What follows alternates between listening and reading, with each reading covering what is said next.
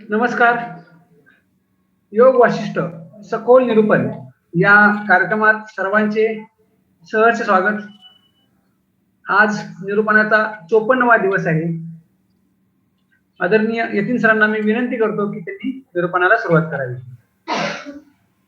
नमस्कार, जय श्रीराम, जय गुरुदेव. रोजच्या प्रमाणे आपण प्रार्थना करू आणि ह्या सत्राला सुरुवात करू. सगळ्यांनी डोळे मिटूया, हात जोडूया.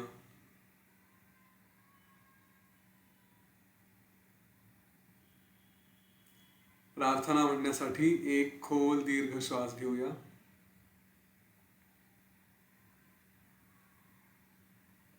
गुरुर्ब्रह्मा गुरुर्विष्णू गुरुर्देवो महेश्वरः गुरु साक्षात् परम ब्रह्म तस्मै श्री गुरवे नमः. तस्मै श्री श्री गुरवे नमः.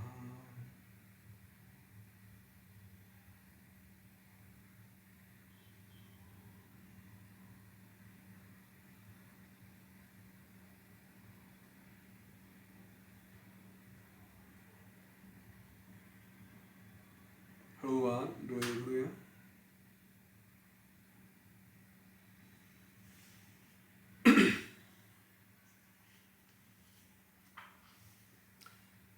काल अचानक एक प्रसंग उद्भवला आणि कालचं सत्र हे मला घेता नाही आलं. काही काही गोष्टी या आपल्या हातात नसतात आणि तशातलाच तो कालचा प्रसंग होता. काही काही लोक खरंच भाग्यवान समजावे. हे पूर्वी लॉकडाऊनच्या काळामध्ये श्री श्री रविशंकरजी हे रोज ध्यान घ्यायचे संध्याकाळी 7:30 ते 8, 8:30 पर्यंत असं. आणि आमच्याच समोर एक्झॅक्टली समोर राहणारे हे कुटुंब, तर त्यांना ते सगळं झूम वगैरे एवढं मॅनेज करणं होत नव्हतं. परंतु लॉकडाऊन असून सुद्धा आम्ही म्हटलं की ठीक आहे, आमच्या घरी येऊन करा. आणि त्यावेळेस ते आमच्याकडे येऊन बसायचे आणि हे सगळं ध्यान करायचे. त्यानंतर त्यांनी आर्ट ऑफ लिव्हिंगचा कोर्स वयाच्या 78-79व्या वर्षी केला. नंतर ध्यान हे नेहमी ध्यानाची साधना ही या निमित्ताने का होईना ऑनलाईन असायची. जेव्हा जेव्हा संधी मिळेल तेव्हा तेव्हा मला ते हक्काने सांगायचे की आम्हाला करायचे. या गोष्टी आयुष्यात फार उशिरा आल्या त्यांच्या. आणि हे योग वासिष्ठाचे सत्र रोज ऐकतो असं त्यांनी सांगितलं. ते म्हणाले की तुम्ही जेव्हा लाईव्ह जाता तेव्हा आम्ही ऐकत असतो म्हणून. आणि काल हा प्रसंग होता की त्यांचा मुलगा त्यांचे कोणी मुलं हे इथे पुण्यात नाहीत. त्यांचा मुलगा एक लंडनला आहे, दुसरा अमेरिकेला आहे, मुलगी पण अमेरिकेला आहे. हा लंडनचा मुलगा येणार म्हणाला होता काही कारणासाठी आणि त्यांनी त्याला तेव्हा सांगितलं होतं की यावेळेस डेट पोस्टपोन करू नको, चुकवू नकोस. आला की इथे डेफिनेटली येईल. आता ह्या तारखेला येणार आहे म्हटलं ना तर तेव्हा येतो. आणि तो आला बरोबर आणि त्याची जायची घाई होती. त्यांनी सांगितलं की नाही थोडा थांब. तर त्या वडिलांचं हे म्हणणं होतं. आणि त्या मुलाला काही असं त्याची काही प्रायोरिटी होती. या सगळ्या गोष्टी त्याला मॅनेज करायच्या होत्या. तर काल सकाळी आपल्या वडिलांचे मित्र म्हणजे त्यांना ते सगळेजण कुठे फिरायला गेले आणि तिथेच खुर्चीत बसल्या बसल्या मुलाच्या हातात त्यांनी प्राण त्यागले. हार्डली 2-3 मिनिटाची गोष्ट असेल. अचानक मृत्यू व्हावा 80व्या वर्षी ही परिवारासाठी जरी दुःखद गोष्ट असली तरी त्या व्यक्तीसाठी सुखद आहे. कुठेही हॉस्पिटल नाही, काहीच नाही, कोणाला त्रास नाही, स्वतःला त्रास नाही, भोग नाही कुठले. जे असेल ते अगदी मित्रांसोबत. आम्ही तर म्हणजे यंग एजमधले तर म्हणतात ना, आरोग्य साथ गए तो त्याच्यासारखं काही सत्संग नाही. तसं आहे, मित्रांसोबत असताना, जुने मित्र असताना तिथे जीव त्यांनी सोडला. आणि हा अशा प्रकारचा मृत्यू हा खरंच म्हणजे काय म्हणतात त्याला, हवा हवासा असणारा असतो की कुठलाच त्रास नाही आणि गेली. कुठेतरी हे जे काही कार्य असतात, जे काही ध्यान मार्ग, साधना मार्ग, याचा कुठेतरी तो फायदा होतो हे अनेक वेळा अनुभवास आलेलं आहे. विशेष करून अशा लोकांच्या बाबतीत बघितलंय की त्रास होत नाही सहसा. आपण हे पूर्वी जे मृत्यूचं सत्र ऐकलं होतं त्याच्यामध्ये आपण असाच विषय घेतला होता की शेवट हा सहसा सुखद होतो. कधी काही प्रारब्ध वगैरे असतील तर गोष्ट वेगळी आहे, पण सहसा अशा अडचणी येत नाही. असो, तिथे माझ्या हातात जास्त चॉईसेस नव्हते आणि अचानक मला संध्याकाळी 6 वाजता कळल्यानंतर मी फक्त विद्याधरजींना व्हॉइस मेसेजच करू शकलो, फोनही करता येणं शक्य नव्हतं. त्यांचा आणि आमचा संबंध 16 वर्ष आणि त्यांचा सगळा सपोर्ट म्हणजे आमचं कुटुंब. काही झालं की पहिल्यांदा आमच्याकडे या, हे करून द्या, ते करून द्या, अशा सगळ्या गोष्टी असायच्या. त्यामुळे तिथे राहणं भाग होतं. ठीक आहे, चला आपण आपल्या इकडे सुरू करू. तर आपण कुठे होतो? प्रल्हादाची गोष्ट आपण ऐकत होतो. प्रल्हादानी भगवान विष्णूंची आराधना केली, त्यांना प्रसन्न करून घेतलं. त्यांच्याकडनं त्यांना विचार हे वरदान मिळालं आणि ब्रह्मज्ञानापर्यंत आत्मज्ञानाचा विचार करू शकेल, त्याची तिथे पोहोचू शकेल असा विचार त्याला सुचला. त्याने तो सगळा विचार केला. त्याच्यानंतर आपण हेही बघितलं की प्रल्हादांनी सगळं ध्यान केल्यामुळे बाकीचे राक्षस वगैरे त्यांनी सुद्धा केवळ विष्णूचीच आराधना सुरू केली. पण त्यानंतर राज्यच नाही, कोणाचं लक्षच नाही, अशा स्थितीमध्ये गोंधळही सुरू झाला. आणि गोंधळ सुरू झाल्यानंतर मग भगवान विष्णूंनी हा सगळा प्रकार बघितला आणि त्यांनी ठरवलं की प्रल्हादाला पुन्हा जागं करावं आणि त्याच्यानंतर त्यांनी त्याचं राज्य कल्पांतापर्यंत करावं आणि त्यानंतर मग प्रल्हाद मुक्त. अशा स्थितीमध्ये भगवान विष्णू प्रल्हादाच्या नगरीत पोहोचले आणि त्यांनी हा अतिशय जो निश्चल असा प्रल्हाद बसला होता त्याला जागं केलं, शंख वाजवला आणि शंख वाजवून त्याला शुद्धीवर आणलं.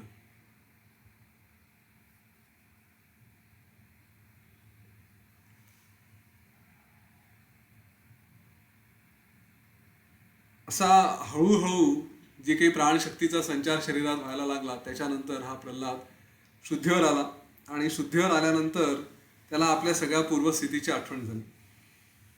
आणि तेव्हा त्याच्यासमोर भगवंत त्यांनी त्याला सांगायला सुरुवात केली की म्हणे, हे दैत्यराज, हे साधू, तू इथे जो इतका काळ ध्यानात बसलेला आहेस, थोडं आपलं पूर्वीचं सगळं वैभव आठव आणि असा तू सगळ्या या गोष्टींपासून तुला कुठलंही कशातही मोह नाही, कशापासून तुला तिरस्कार नाही, कशाचा तिरस्कार नाही, अशा स्थितीत असताना तू आत्ता जो ध्यानात बसलेला आहे तर कदाचित या स्थितीत तुझं कायम राहिला तर तुझं कार्य काही होणार नाही आणि तू या शरीरात काहीही न करता राहणं आणि त्याच्यामुळे या शरीराने काही कार्य करणं किंवा न करणं याने तुझं काहीही लाभ किंवा नुकसान नाही. म्हणजेच मला काही करायचं नाही, आता मी सगळं विसरलो आहे आणि सगळं सोडून मी ध्यानात बसतो आहे, ही एक अवस्था. आणि मी सगळं काही करतो आहे परंतु तरीही मनाने मी ध्यानात आहे, ही दुसरी अवस्था. तर या दुसऱ्या अवस्थेत राहिला तर त्यांनी तुझं काहीही नुकसान नाही किंवा तुला काही खूप फायदा आहे अशातले प्रकार नाही, कारण तू सगळ्यांच्याच पलीकडे आहेस. त्यामुळे तू लवकर उठ, नाहीतरी हे शरीर कधी ना कधी संपणार आहे. मग ते नुसतंच असं कार्यरहित होऊन संपवणं, एक प्रकारे शरीर संपलंच ना, म्हणजे काहीच कार्य करत नाही, नुसतेच बसले आहेत आणि आपलं ध्यानात राहिले, तर एक प्रकारे शरीर संपलंच जर कार्यच करत नाहीये तर असं करण्याच्या ऐवजी तुझा जन्म ज्या कारणासाठी झालेला आहे, तू एवढा सात्विक आहे, तू उद्वेग रहित आहे आणि ह्या शरीराचा अंत हा कल्पाच्या शेवटी होणारच आहे, तेव्हा तू ह्या सगळ्या जे काही तुझे भोग आहेत, जे काही तुझं राज्य आहे ते व्यवस्थित कर, राज्याचा उपभोग घे आणि जेव्हा हेच कल्पांत येईल तेव्हा तू पूर्णपणे विदेहमुक्त होशील. अजून तरी कल्पांताला बराच वेळ आहे.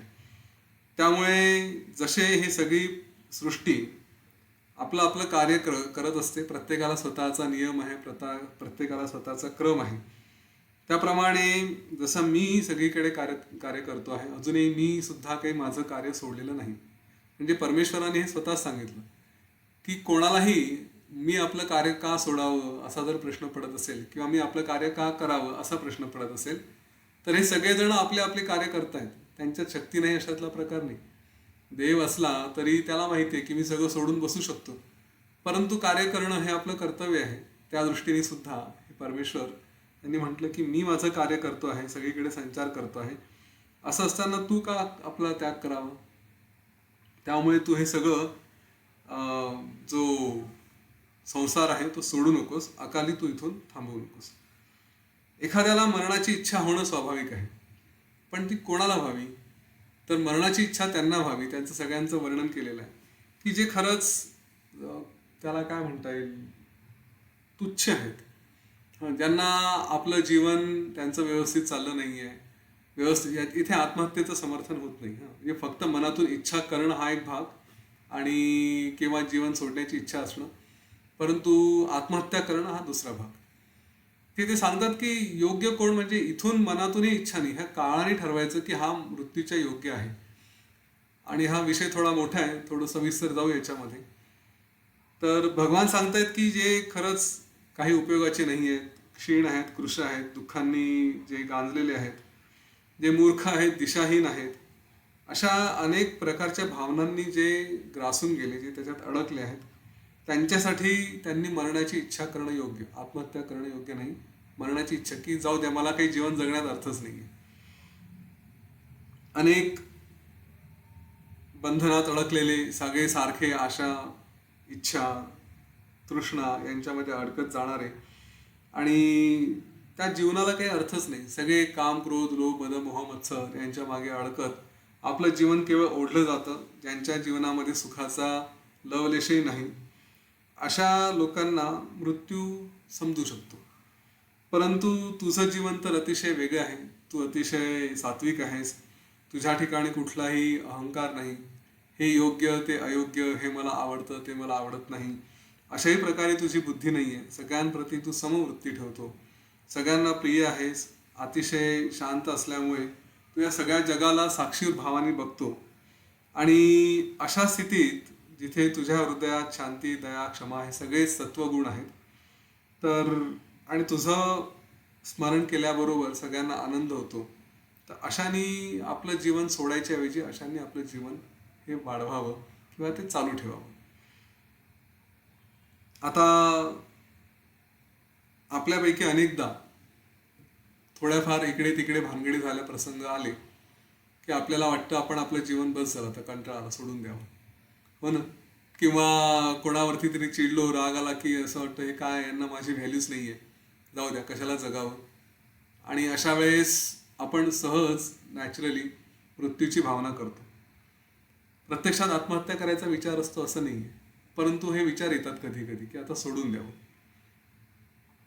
तेव्हा जरा स्वतःकडे बघायचं की माझी परिस्थिती, आणि एकाच या गोष्टीमुळे सांगतो, हे कानावर पडतं आहे एवढा क्रायटेरिया सफिशियंट आहे.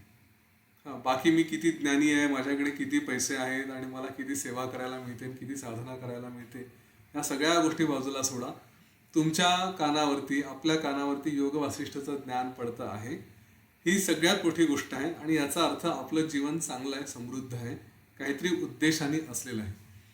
त्यामुळे ह्या जीवनाला सोडायची किंवा हे करायची इच्छा अजिबात करायची गरज नाही.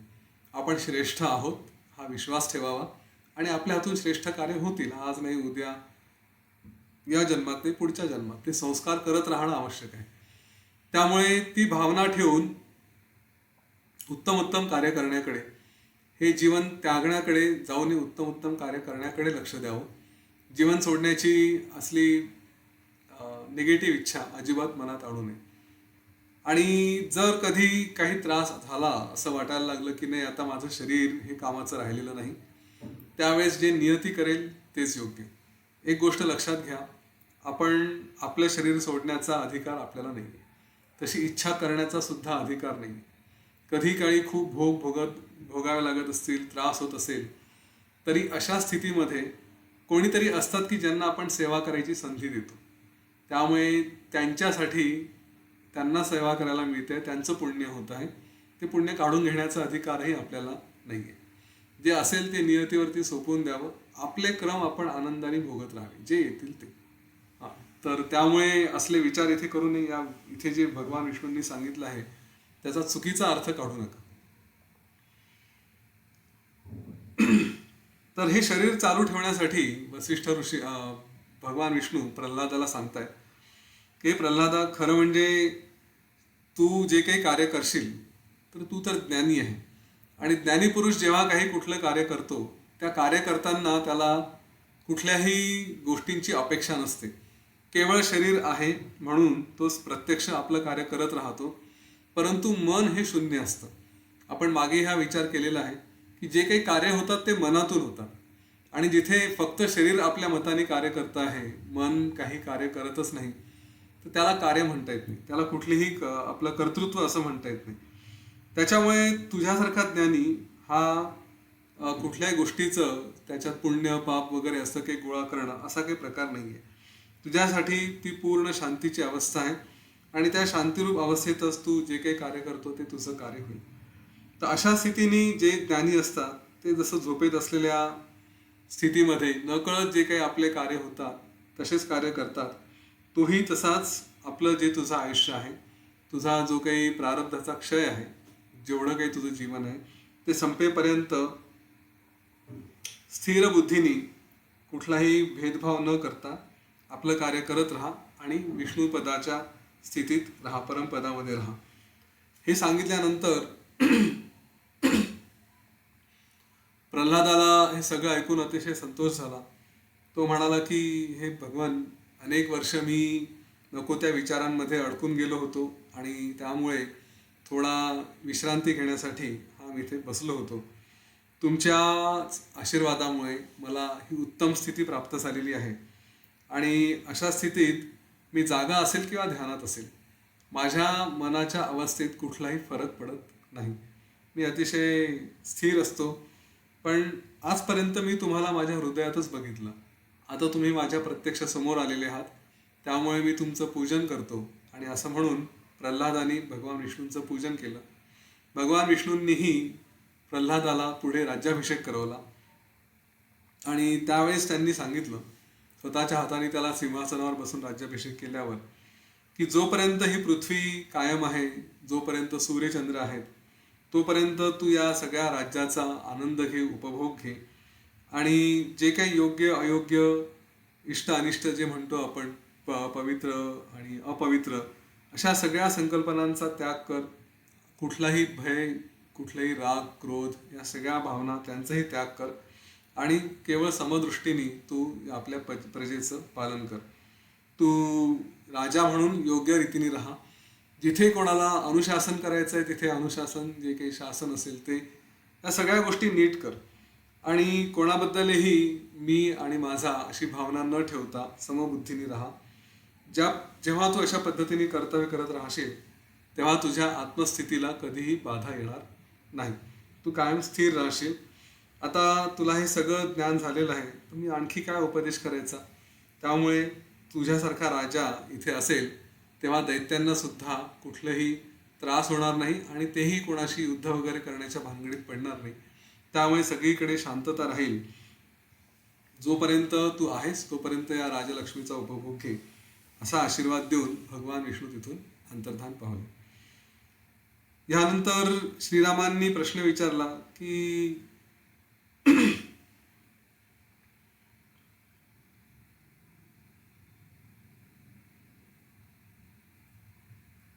आपण असं म्हणाले होते वसिष्ठ ऋषींना की तुम्ही मागे सांगितलं होतं की जे काही मिळेल ते केवळ स्वतःच्या प्रयत्नांनी प्राप्त होतं. त्यासाठी बाकीच्या कुठल्याही गोष्टी कामात येत नाही, अगदी गुरूंचा आशीर्वाद सुद्धा. जे काही हवं असेल ते सगळं तुम्हाला प्रयत्न केल्याशिवाय मिळणार नाही. तर प्रल्हादाला हा जो विचार आहे हा त्यांनी स्वतःच्याच प्रयत्नांनी का नाही सुचला?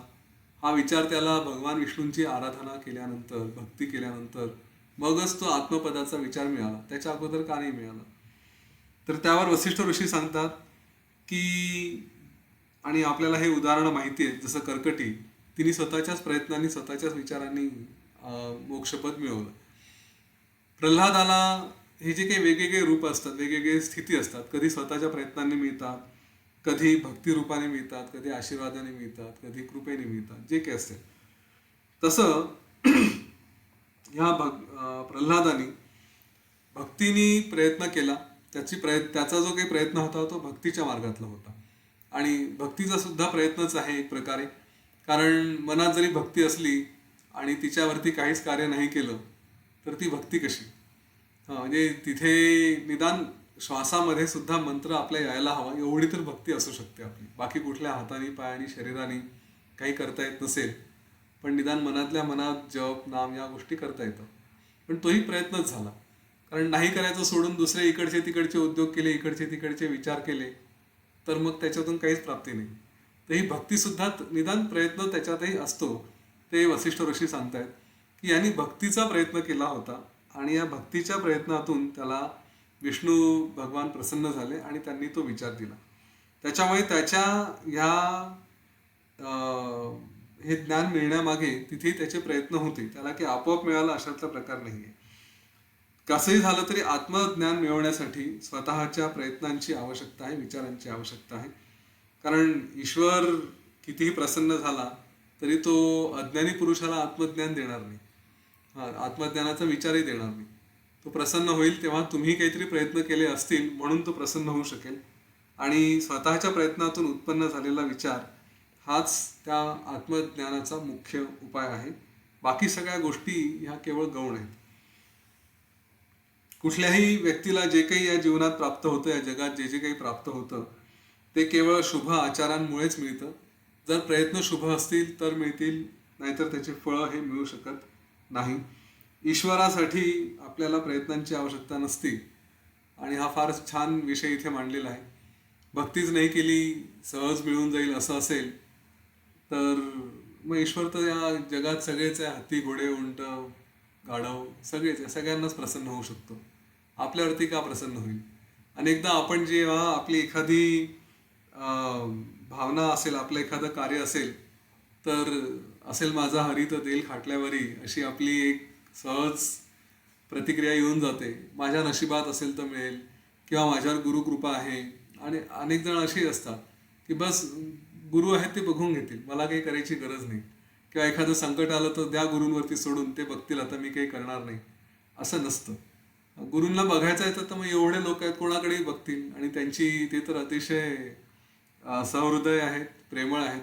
ते बाकीच्या जनावरांवरती, झाडांवरती, दगडांवरती सगळ्यांकडेच कृपादृष्टीने बघतील. तुमच्याकडे का?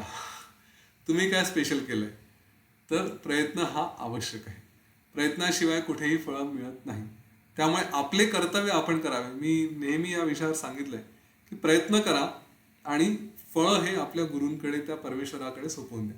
की तुम्हाला जे योग्य वाटतं ते द्या, मला हे करायचं आहे, मला माझा उद्देश हा आहे. बस एवढं आपण करू शकतो. त्याच्या पलीकडे जे द्यायचं ते गुरु देतील. त्यामुळे शिष्याने जर प्रयत्न केल्या वाचूनही गुरु काही देणार असतील तर मग ते हत्ती घोडे उंट या सगळ्यांनाच आत्मज्ञानी करणं शक्य आहे आणि ते देऊ शकले असते. त्याच्यामुळे परमेश्वर प्रसन्न झाला, गुरु मिळाले किंवा आपल्याजवळ बाकीचे काही जे साहित्य आहे, मटेरियल आहे, ज्याच्यात अनेक प्रकारे पैसा असेल, आणखी काही असेल, संपत्ती असेल, परंतु त्याच्यातून खरा लाभ होणं शक्य नाही. हा विषय पुन्हा लक्षात घ्या. माझ्या हातात योग वसिष्ठ आलं आहे म्हणून बस नशीबवान आणि सगळं तरून जाईल, निश्चितपणे जाल. पण ती वाचायची बुद्धी झाली पाहिजे, वाचण्यासाठी प्रयत्न केला पाहिजे, तो आवश्यक आहे. आणि म्हणून स्वतःच्या प्रयत्नांनी, स्वतःच्या बळाने आपलं ज्ञान पक्क करून ह्या मनावरती नियंत्रण आणून आणि त्यासाठी हे जे काही यम नियम, योगमार्ग, योगशास्त्र या सगळ्यांचा उपयोग करून स्वतःला वळण लावून हा सन्मार्ग हा लाभतो. कधी कधी सहजासहजी हे जमत नाही, कारण मनाचे खेळ असतात. मनावरती आचरण नियंत्रण करणं कठीण आहे. म्हणून योग वसिष्ठमध्ये हाही मार्ग आत्ता सांगितलं, पुढेही पुन्हा याचं रिपिटेशन आलेलं आहे की जर ह्या सगळ्या गोष्टी मनाच्या पातळीवर जमत नाही तर भक्ती करा. आणि भक्ती करताना तुम्हाला ज्या ज्या मार्गाने जमेल त्या त्या मार्गाने जमा, त्या त्या मार्गाने करा. म्हणजेच काही लोक नामजप करत राहतात सतत सतत सतत सतत. काही लोक असतात की जे पूजा अर्चातच जास्त त्यांना इंटरेस्ट असतो, देवाची पूजा करतील, उदबत्ती ओवाळतील, आरत्या म्हणतील एका पाठोपाठ एक. काही लोक असतात संध्या वंदन वगैरे करतात, कर्मकांडांमध्ये अडकतात. तर हे जे काही असेल ह्या सगळ्या गोष्टींना स्वतःचं महत्त्व आहे. सगळ्या गोष्टींचा उद्देश एकच आहे, चित्त शुद्ध व्हावं, मन शुद्ध व्हावं. आणि हे मन शुद्ध झाल्यानंतर जे काही ज्ञान आहे ते आपल्यामध्ये सहज मुरावं, ते यावं. त्यामुळे आपली स्थिती काय आहे, कुठे आहे ते समजून त्याप्रमाणे पुढे जाणं आवश्यक आहे. मात्र कशाचा त्याग करा असंही म्हटलेलं नाही. फक्त एवढंच म्हटलंय की जर या दोघांमध्ये जी श्रेष्ठता आहे ती मनाच्या पातळीवरती, मानसिक स्तरावरती ही जास्त आहे. ध्यान आणि जे योग साधना आहे हिचे फळं निश्चितपणे जास्त चांगले आहेत. परंतु आपल्याला जर ते साधत नसेल तर बाकीचे जे मार्ग आहेत ते सुद्धा चांगलेच आहेत. शेवटी मी जसं पहिल्यांदा सांगितलं होतं, हा एक प्रवास आहे. कुठेतरी सुरुवात करायची, कुठेतरी हळूहळू हळूहळू पोहोचत जायचं. आपण आपल्या मुक्कामापर्यंत निश्चित पोहोचू, तिथे मध्ये थांबायचं नाही. तर हेच इथे वसिष्ठ ऋषी सांगतायत की हे जे काही पूजा अर्चा करणार असाल, हे सगळं करणार असाल यांचा फायदा निश्चित होईल. परंतु त्याच्यामध्ये हा उद्देश निश्चित ठेवा की आपल्याला आपल्या मनावरती, आपल्या इंद्रियांवरती विजय मिळवायचा आहे. नाही तर एवढी सगळं काही कराल आणि इंद्रिय जय होणार नसेल, आपल्या सेन्सेसवरती, इंद्रियांवरती आपण विजय मिळवू शकणार नसू, तर मग त्याचा फायदा काय?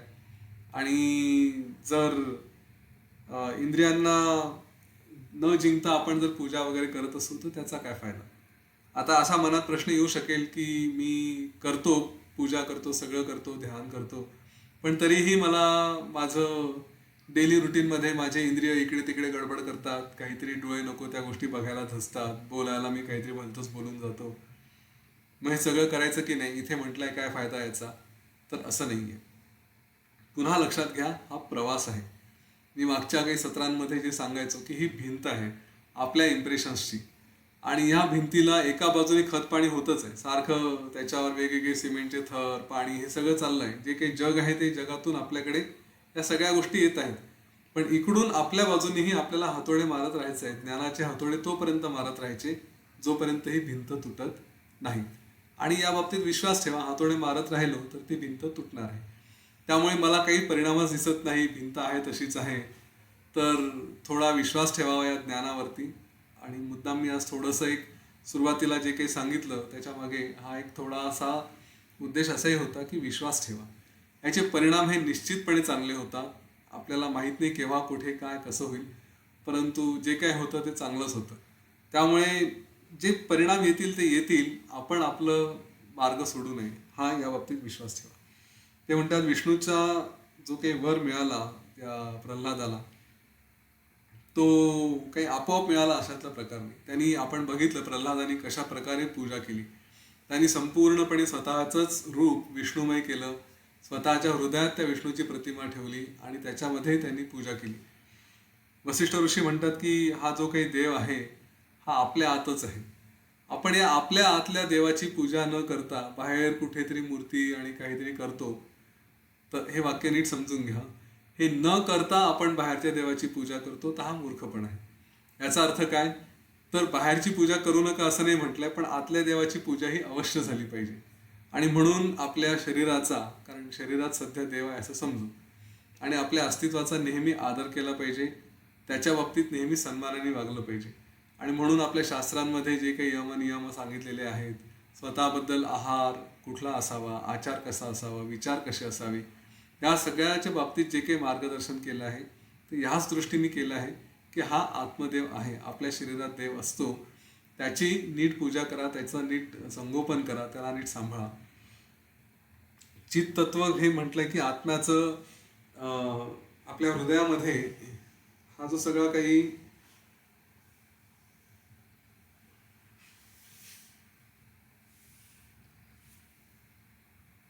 आपल्या हृदयामध्ये हा जो हे जे काही तत्व आहे तेच या सगळ्या देवाचं शरीर, आणि म्हणून आपल्या ह्या शरीरातून त्या देवापर्यंत पोहोचून त्याचं व्यवस्थित संगोपन करावं.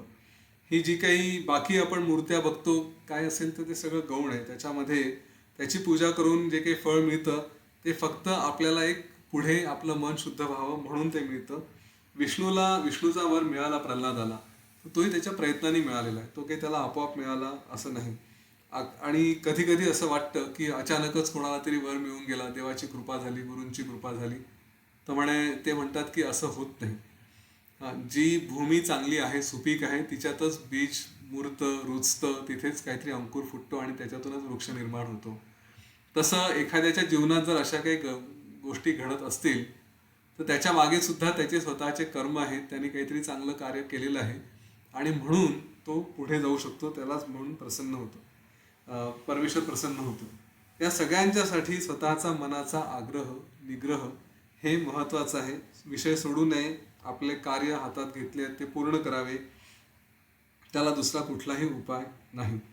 आणि म्हणून ते वसिष्ठ ऋषी सांगतायत रामाला सुद्धा की तुझ्या मनात जर कधी असे विचार येत असतील तर त्यांना सगळ्यांना शांत कर, आतले बाहेरचे विषय यांच्यापासून स्वतःला दूर ठेव, संपूर्णपणे निर्विकार तटस्थ राहा आणि जन्म मृत्यू ह्या सगळ्या दुःखांचा, या सगळ्या परंपरेचा विचार न करता आत्तापासून तू स्वतःच्या मूळ स्वरूपाचं चिंतन करायला सुरुवात कर.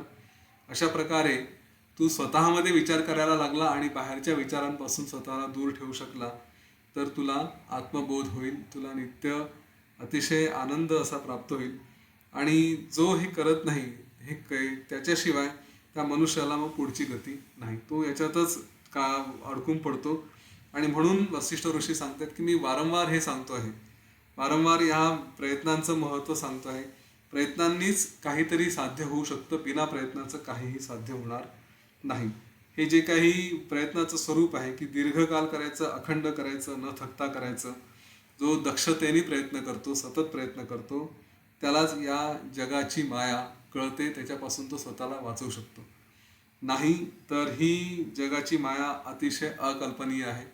त्याची एक सुंदर गोष्ट आपण उद्या बघूया, उद्या ऐकूया. गाधी ब्राह्मणाची ही गोष्ट आहे.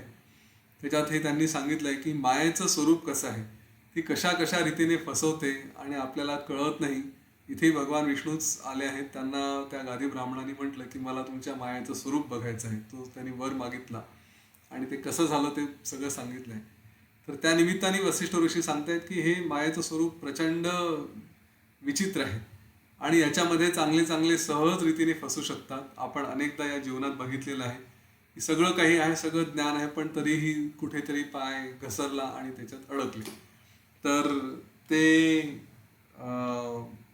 ह्याच्यात न फसण्यासाठी सतत दीर्घकाल अखंड सावध राहून प्रयत्न करणं आवश्यक आहे, असं वसिष्ठ ऋषी म्हणतात. ते म्हणतात की या मायेत अडकला नाही असा माणूस सापडणं कठीण आहे. कोणी ना कोणी कुठे ना कुठे कसे ना कसे सहज फसतात. तर हा सगळा मनोमय प्रपंचाचा भ्रमनिरास करायचा असेल तर ही गोष्ट ऐक. आणि ती गोष्ट गाधी ब्राह्मणाची आपण उद्या ऐकूया. आज आपण इथे थोडं थांबू. आणखी थोडा वेळ आहे तर एक वेगळा विषय, ह्या प्रल्हादाला जो भगवान विष्णूंनी उपदेश केला त्या निमित्ताने थोडा हातात घेतो. भगवान विष्णूंनी त्याला सांगितलं की शरीर आहे आणि ते चांगल्या कार्यासाठी वापर, ते चालू ठेव. आता अनेकदा याच्यावरही पूर्वी चर्चा केली आहे. अनेकदा असा प्रश्न पडतो की का करावं, शरीराला अर्थच काय, आणि साधारण केलं तरी काय फरक पडतो, कशाला मग दिव्य कार्य करायचे.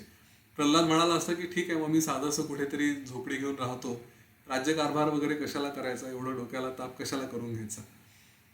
तर त्या अवस्थेमध्ये सहज शक्य होतं, परंतु त्यांनी सगळा राज्यकारभार जे आपल्या प्रारब्धात आलेलं आहे, जे काही आपले भोग आहेत ते भोगायचे म्हणून त्यांनी सगळं व्यवस्थित आपला कारभार पूर्ण केला. आजच्या पिढीला जर हा प्रश्न पडला की मी कशाला ग्रेट होऊ, मी कशाला साधे साधे कार्य करून आपलं जीवन घालू शकतो, 2 वेळचं भाजी भाकरी मला मिळाली की माझं जीवन समृद्ध, कशाला श्रेष्ठत्वाकडे जायचं, कशाला मोठे मोठे कार्य करायचे.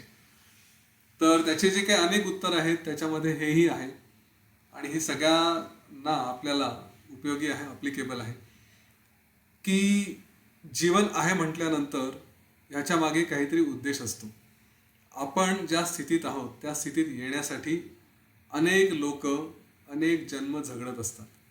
आपल्याला जर सुस्थिती प्राप्त झाली आहे, जी शरीराची आहे, हात पाय डोळे सगळं धडधाकट आहे, आर्थिक स्थिती उत्तम असेल, बरी असेल, की ज्याच्यात आपण निश्चितपणे काहीतरी करू शकतो, तर ह्या जीवनाचा सत्कार्यासाठी उपयोग व्हावा या दृष्टीने प्रयत्न करणं अत्यंत आवश्यक आहे. नाहीतर असं म्हटलं आहे की चिमणे कावळे पण घरटं बांधतात, त्यांचं जीवन जगतात. अनेक प्राणी येतात, जीवन जे माणसं करतात तेच तेही करतात, खातात पितात झोपतात, आपला उपक्रम करतात आणि चालले जातात. आपण काय वेगळं करतो? तर आपण निदान ज्ञान मिळवणं हे एक महत्त्वाचं कार्य आणि ह्या ज्ञानाचा उपयोग करून काहीतरी श्रेष्ठ कार्य करणं हा दुसरा. कारण इथे वसिष्ठ ऋषींनी श्रीरामांना पूर्वी या योग उपशम प्रकरणाच्या शेवटी सांगितलेलं आहे की तुला बसून राहणं शोभत नाही.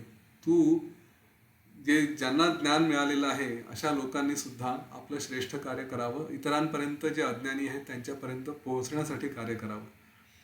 आजच्या पिढीमध्ये आपण जे कोणी अनेक श्रेष्ठ लोक बघतो, हे सगळे श्रेष्ठ लोक स्वतःचं जीवन पणाला लावून त्यांनाही बऱ्याच गोष्टी आणि जीवनाचे उपभोग घेता आले असते, पण त्यांनी ते सगळं सोडून समाजासाठी सगळे उत्तम कार्य करायचा प्रयत्न करतायत. बरं, याच्यात असं आवश्यक नाही की तुम्ही विवाहित असा किंवा अविवाहित असा. हां, कोणीही करू शकतं, त्याला असं कुठलं बंधन नाही आहे. आपल्याला बहुतेक उदाहरणं बॅचलर्सचे दिसतात, हे अविवाहित आहेत आणि हे करतायत, पण असं आवश्यक नाही. अनेक लोक हे विवाहित असून सुद्धा श्रेष्ठ कार्य त्यांनी केलेले आहेत, करतायत. आणि जेव्हा अशी परिस्थिती असेल तेव्हा घरच्यांनी सुद्धा त्यांना सपोर्ट करावा अशी एक छोटीशी अपेक्षा असते. जर सगळं व्यवस्थित असेल तर नको त्या मोहात अडकून आपल्याच घरच्यांचे चांगल्या कार्यातून पाय मागे ओढण्यापेक्षा त्यांना हिरिरीने सपोर्ट करावा. आणि याच्यात अनेक उदाहरणं आहेत. मला जे माहिती आहेत त्यातलं उदाहरण आहे सावरकरांचं आणि त्यांच्या पत्नीचं, की खरंच ती माऊली सौभाग्यवान की जिने आपल्या पतीला संपूर्ण सपोर्ट केला. काही काही लोकांना हे ज्ञान नसतं, पण ही गोष्ट लक्षात घ्या की जेव्हा आपल्या घरात कोणी असं असेल, मग तो आपला मुलगा असू द्या, आपला नवरा असू द्या, आपली पत्नी असू द्या, जे कोणी असे कार्य करतायत, छोट्या प्रमाणात असू द्या नाही तर मोठ्या प्रमाणात असू द्या, तर ते संपूर्ण कुळ हे खरंच भाग्यवान समजलं गेलं पाहिजे. स्त्री असेल तर दोन्हीकडे भाग्यवान, म्हणजे ती आपल्या माहेरच्यांनाही भाग्यवान आणि सासरच्यांना सुद्धा भाग्यवान, असं आपल्या पोथ्या पुराणांमध्ये म्हटलेलं आहे. तर असे लोक त्या कुटुंबात येणं म्हणजे त्या खरंच कुळाचं भाग्य. त्यांचे पितर हे खरंच तृप्त होतात, पुढच्या पिढ्या त्यांना सुद्धा चांगलं त्याचं फळ मिळतं. तर अशी स्थिती असताना त्यांच्या कार्याचा उचित सन्मान ठेवून मनातल्या मनात ठेवा, घरातल्या घरात ठेवा, परंतु त्यांना निश्चितपणे सपोर्ट केला गेला हवा, जायला हवा. नाहीतर आपल्याला आजही शिवाजी महाराज जन्माला यावे असं वाटतं, आजही आपल्याला भगतसिंग यावे असं वाटतं, आजही देशाला कोणीतरी गाईड करावं असं वाटतं, परंतु हे जे कोणीतरी असतील, अनेकांच्या दृष्टीने ते आपल्या घरात नाही शेजाऱ्यांच्या घरात जन्माला यायला हवे अशी अपेक्षा असते. दुर्दैव आहे, आपल्याला स्वतःला सुद्धा त्याग करायची तयारी हवी. मी मागे मोदींचं एक भाषण ऐकलं होतं जेव्हा मी स्वतः कॉर्पोरेट सोशल रिस्पॉन्सिबिलिटी बघत होतो माझ्या कंपनीतून. आणि त्यावेळेस त्यांनी एक फार छान वाक्य म्हटलं होतं की आपल्यातल्या अनेकांना स्वातंत्र्य लढ्यात भाग घेण्याचं भाग्य मिळालं नाही, परंतु आजही आपण देशासाठी बरंच काही करू शकतो. स्वातंत्र्य मिळवणं हा एक फक्त छोटासा भाग होता. स्वातंत्र्य मिळवण्याच्या मागे देशासाठी काहीतरी करणं हा मुख्य भाग होता आणि तो कायम आहे, कायम चालू राहणार आहे. त्यामुळे त्या दृष्टीने जर प्रयत्न करता येत असतील, समाजकार्य करता येत असतील, तर त्यासाठी निश्चित प्रयत्न करावे. मी मागेही सांगितलं आहे, नको त्या निगेटिव्ह टेंडन्सी ह्या आर्थिक माध्यमातून, शारीरिक माध्यमातून अनेक गोष्टी करत असतात. तो मग एखादा अतिरेकी असो की जो थंडीत कुडकुडत इथपर्यंत येतो, बॉम्ब फोडतो, लोकांच्या हत्या करतो आणि स्वतःला मरण्याची भीती असून सुद्धा तो हे सगळं करायला धजावतो.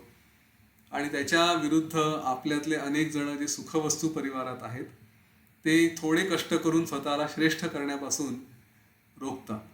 ते असेच प्रश्न विचारतात की थोडंसं मिळालं तर काय हरकत आहे, तेवढ्याने जीवन निघून जाईल, 2 वेळची भाजी पोळी मिळेल, मला माझं काम होईल, श्रेष्ठ का करावं.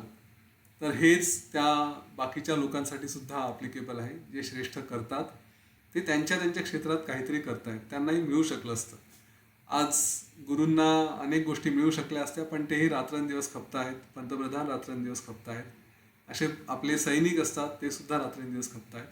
तर आपल्यालाही काहीतरी श्रेष्ठ कार्य करायचं आहे. ते श्रेष्ठ कार्य आपण करावं, आपल्या घरात कोणी करत असेल त्यांना करू द्यावं आणि त्याच्याकडे एका सात्विक दृष्टीने बघावं की ही व्यक्ती जर आपल्यासोबत आहे तर आपलं भाग्य आहे, कोणीतरी आपल्याला काहीतरी मिळवून देत आहे, हे आपलं नशीब आहे. त्यांना विरोध करू नये, त्यांना सपोर्ट करता येईल तेवढा करावा, कारण ही अजूनही काळाची गरज आहे. त्यामुळे आपल्यातच कोणीतरी छत्रपती शिवाजी महाराज व्हावेत, आपल्यातच कोणीतरी सावरकर व्हावेत, आपल्यातच कोणीतरी भगतसिंग व्हावेत, ही एक अपेक्षा असेल. जे असेल ते असेल, पुढे परमेश्वर जे देईल ते देईल, पण या जीवनाचं सार्थक करता येऊ शकेल.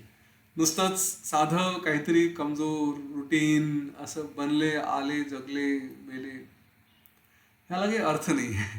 काहीतरी वाटलं पाहिजे, काहीतरी जीवन जगलो म्हणून, श्रेष्ठ काहीतरी मिळवलं, श्रेष्ठ काहीतरी केलं. त्यासाठी फिवरिश व्हा असं म्हणत नाही. त्यासाठी शांत मनाने, शांत चित्ताने आपल्या जबाबदाऱ्या सांभाळून, जे काही घरचे असतील त्यांचे विरोध, त्यांचा लोभ सगळं पत्करून, सांभाळून, कोणाला त्रास न देता सात्विकतेने जे श्रेष्ठ कार्य करता येईल ते अवश्य करावं. जमलं तर ठीक, नाही जमलं तरी दुःख करू नये, परिस्थिती स्वीकारावी आणि त्या परिस्थितीत पुढे जावं. कुठल्याही याच्याबद्दल तक्रार असू नये. अनेक घरात असंही असतं की तक्रारी होतात, भांडणं होतात, माझ्या घरचे सपोर्ट करत नाही म्हणून भांडणं करून त्यांच्यावर रागावून मग घर सोडून जाणं वगैरे असले प्रकार, असलेही करू नये. प्रत्येकजण आपले आपले इम्प्रेशन्स घेऊन आलेले असतात, त्याप्रमाणे करावं. शेवटी मोक्ष हा मुख्य उद्देश आहे. हे शरीर आहे तोपर्यंत त्याला जी परिस्थिती असेल त्या परिस्थितीला सांभाळून पुढे जेवढं उत्तम करता येईल तेवढं उत्तम करावं, ह्याकडे लक्ष द्यावं. संघर्ष करून, भांडणं करून आपल्याला सुख मिळणार नाही, दुसऱ्याला सुख देणार नाही, त्याला काही अर्थ नाही आहे. ठीक आहे, तर ह्या आवाहनानंतर थांबतो. आपल्याला मुख्य कार्य जे आपल्याला योग्य वाटतं ते करा. माझ्या परीने आव्हान हेच राहील की हे ज्ञान लोकांपर्यंत पोहोचवा. ज्ञानदानासारखं श्रेष्ठ कार्य नाही. जितक्या लोकांपर्यंत आपण सांगू शकाल, फोन करून सांगा, कसंही सांगा, त्यांच्यापर्यंत ज्ञान पोहोचवण्याचा प्रयत्न अवश्य करत राहा. सातत्याने करत राहा, दीर्घकाल करत राहा, खंड पडू देऊ नका. यानंतर इथे थांबूया आणि पुन्हा उद्या आपण भेटू. ती पुढची गोष्ट फार छान आहे, अतिशय इंटरेस्टिंग आहे आणि त्याचं स्वरूपही खूप छान आहे. ते उद्या आपण ऐकूया. तोपर्यंत थांबू. जय श्रीराम, जय गुरुदेव.